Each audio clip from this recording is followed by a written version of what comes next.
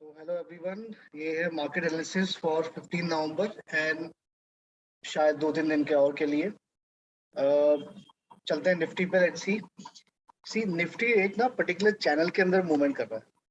Last time एक channel बनाया था, अभी वो चैनल ब्रेक करके, last time this was the channel, वो चैनल ब्रेक करके अभी नया चैनल एक फॉर्म किया हुआ। अगर आप देखोगे this is one low, this is second low, और यहाँ किसी पॉइंट से रेजिस्टेंस ले रहा है। अभी कल के लिए पॉसिबिलिटी क्या हो सकती है कि निफ्टी कल से ओपन गैप अप ओपन हो, से 30-40 पॉइंट्स। ठीक है, पहली पॉसिबिलिटी है कि ओपन होके निफ्टी यहाँ कहीं 18,200 के आसपास ना एक रेजिस्टेंस ले सकता है एंड वापस अपनी नीचे की जर्नी कर सकता है। तो यहाँ 18,000 के आसपास हमको एक शॉर्ट पोजीशन पे तब बैठना चाहिए जब हमको एक कंफर्मेशन, एक रेड कैंडल रिजेक्शन हमको यहाँ कहीं दिख जाए, और this should be a target से 18,000 के आसपास। May be not tomorrow, but अगर ऐसा होगा तो डे आफ्टर टुमारो ये हो जाएगा। अदरवाइज कल के लिए दिस 18,113 ये बहुत इंपॉर्टेंट लेवल है। क्यों इंपॉर्टेंट लेवल है? अगर आप देखोगे ये 9 नवंबर का हाई था, दिस हाई वाज 18,112, और उसको बहुत रिस्पेक्ट किया है निफ्टी ने फ्राइडे को, उसको ब्रेक नहीं किया, बॉडी से ब्रेक नहीं किया। तो एक साइन है कि हाँ, इस लेवल को निफ्टी रिस्पेक्ट कर सकता है कल। तो जो अभी एक रेजिस्टेंस बन रहा है वो मोस्ट लाइकली कल एक सपोर्ट बन सकता है। तो यहां से अगर रिजेक्शन हुआ तो this will be a target 18,113 वापस। और अगर यही चीज होगी तो फिर 18,000 के आसपास हमको ट्यूसडे को मिल जाएगा। इनकेस ये इसको ब्रेक कर देता है और ऊपर जाने की जर्नी शुरू करता है, कुछ नहीं करना है, क्योंकि हो सकता है ये ऊपर जाए, वापस नीचे आए, रिटेस्ट करे, फिर ऊपर जाए, या हो सकता है यहाँ ऊपर जाके वापस नीचे आना शुरू करे। कुछ भी पॉसिबिलिटी है। अगर हम निफ्टी को देखें, इतनी निफ्टी में जो मूवमेंट हुई थी फ्राइडे को, उसके कंपैरिजन में देखें तो बैंक निफ्टी में देखो कोई मूवमेंट नहीं हुई थी। Bank Nifty was flat. जो इंडेक्स को ऊपर लेके गया was IT stocks, IT index. अभी बैंक निफ्टी में एक ऊपर की ट्रेंड लाइन इस तरीके से बैंक निफ्टी को ऊपर नहीं जाने दे रही थी, एंड बैंक निफ्टी ने एक ऐसा चैनल क्रिएट किया हुआ है। दिस इज द चैनल, ये एक चैनल है, दिस इज सपोर्ट, और ये एक लाइन ट्रेंड लाइन का ये रेजिस्टेंस का काम करेगी। अब एक कोइंसिडेंस ऐसा हो रहा है कि जब अगर यहाँ पर रेजिस्टेंस लेती है बैंक निफ्टी 39,031 और निफ्टी 18,200, सेम अगर आप कंपैरिजन करोगे निफ्टी और बैंक निफ्टी का, आज का bank Nifty divided by Nifty, मतलब कितना टाइम्स बैंक निफ्टी है, तो दैट कम्स अराउंड 2.14 टाइम्स। जब ये हो रहा होगा तो तब भी बैंक निफ्टी एंड निफ्टी का ratio will be maintain at 2.14 times. तो कुछ साइंस होते हैं, कुछ चीजें देखी जाती हैं, तो उससे भी ये लग रहा है कि शायद ये एक जोन जो बना है, मोस्ट लाइकली ये जोन रिस्पेक्ट करे। तो बैंक निफ्टी में अगर गैप अप ओपन होता है, इस बीच वाली लाइन के ऊपर जा रहा है जब निफ्टी 38,866 और 870 880 के आसपास, तब एक बाय कर सकते हो फॉर टारगेट ऑफ से 39,000। और यहाँ पे जब एक रेड कैंडल दिख जाएगी, रेजिस्टेंस दिख जाएगा, तो शॉर्ट की पोजीशन पे बैठना है। एंड फिर ये दिस मिडिल लाइन जो है, डॉटेड लाइन, ये एक टारगेट होना चाहिए। अगेन यहाँ भी देखोगे जो ऑरेंज लाइन है 38,937, ये भी एक बार सपोर्ट, दो बार सपोर्ट, और ये गैप अप जो क्रिएट हुआ है ना, गैप, ये बहुत इंपॉर्टेंट होता है। तो ये भी हो सकता है कि बैंक निफ्टी अगर ऊपर जाए तो ये 38,937 या से 950 के आसपास में कहीं एक सपोर्ट ले ले, या कल यहाँ से रेजिस्टेंस भी ले ले। तो कुछ भी पॉसिबिलिटी है। फर्स्ट पॉसिबिलिटी कि ये ऊपर जाना शुरू करे, यहाँ से रेजिस्टेंस ले। सेकंड पॉसिबिलिटी ये ऊपर जाना शुरू करे, यहाँ से रेजिस्टेंस ले। तो दोनों साइड से जब भी नीचे की जर्नी शुरू हो रही है, हमको शॉर्ट पे बैठना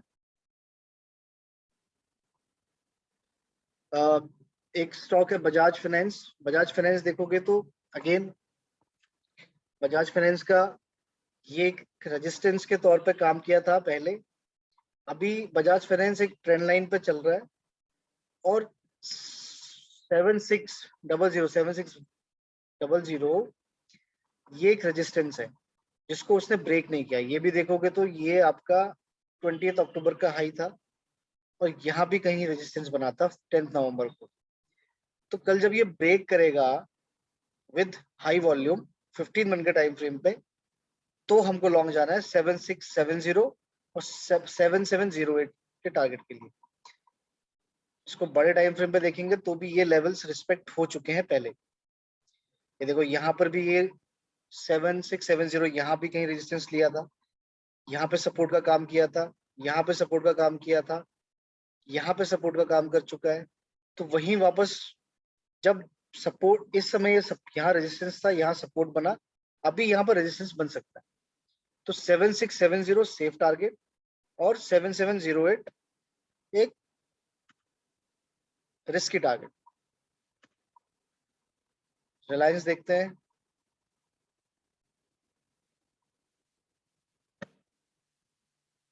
रिलायंस पहले मैं आपको दिखाता हूँ 1 आवर के टाइम फ्रेम पे। देखो 1 आवर के टाइम फ्रेम पे रिलायंस यही जो लेवल है 2593, यहाँ से इसने सपोर्ट लिया था एक बार, दो बार, तीन बार और इसी को ब्रेक करके नीचे आया था। ये देखो ये पर्टिकुलर जोन के अंदर में ट्रेड हुआ और जब ये ब्रेक हुआ तो फिर उसके बाद डाउनफॉल शुरू हुआ। अभी वही लेवल को फ्राइडे को उसने टेस्ट किया लेकिन ब्रेक नहीं किया 2593 को।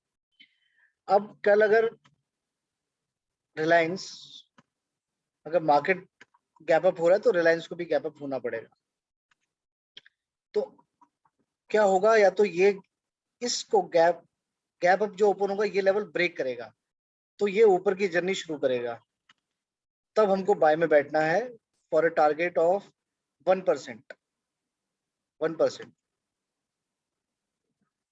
ठीक है।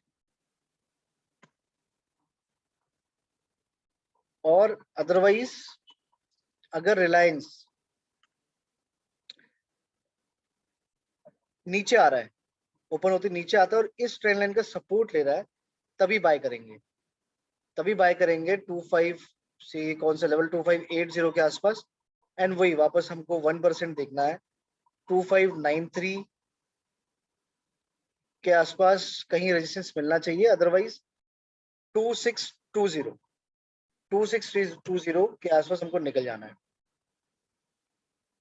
अभी स्विंग ट्रेड नहीं लेंगे क्योंकि मार्केट में उतना पॉजिटिव साइंस नजर नहीं आ रहे हैं, तो इंटरडे में छोटे छोटे टारगेट मिल रहे हैं। Be happy with that. मैंने जेएसडब्ल्यू स्टील,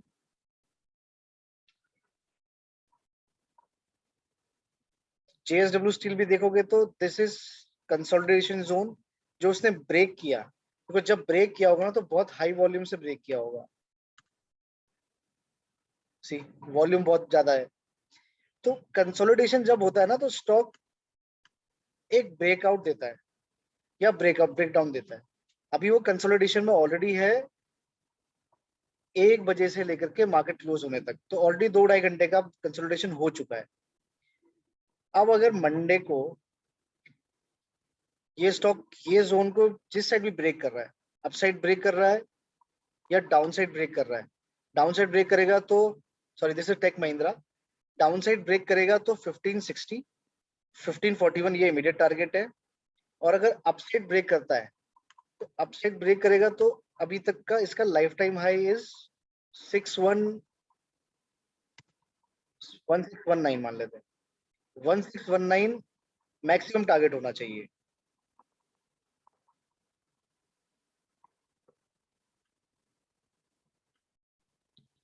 ठीक है, दैट्स इट।